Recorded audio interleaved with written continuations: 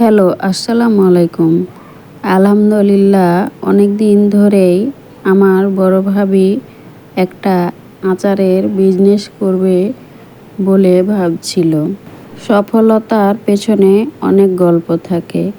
অনেক দিন ধরেই ভাবছিল, তো গত কালকে তার অবসান পেরিয়ে আচারের উদ্বোধনী করেছে।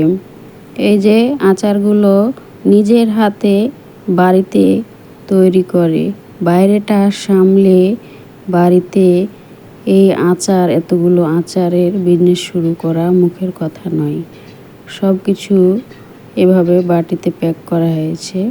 তার জন্য আমার তরফ থেকে শুভ কামনা ও অনেক ভালোবাসা রইল, যেন আল্লাহ তাআলা তাকে তৌফিক দান করেন, ঠিকঠাক সব কিছু চালিয়ে যেতে পারেন। এই তো আমি যতক্ষণ ছিলাম, আচার খেয়ে কেউ খারাপ বলতে পারেনি, সবাই ভালো বলছিল। অনেক প্রথম দিন হিসাবে অনেক কাস্টমার ছিল। তো তোমাদের কেমন লাগলো?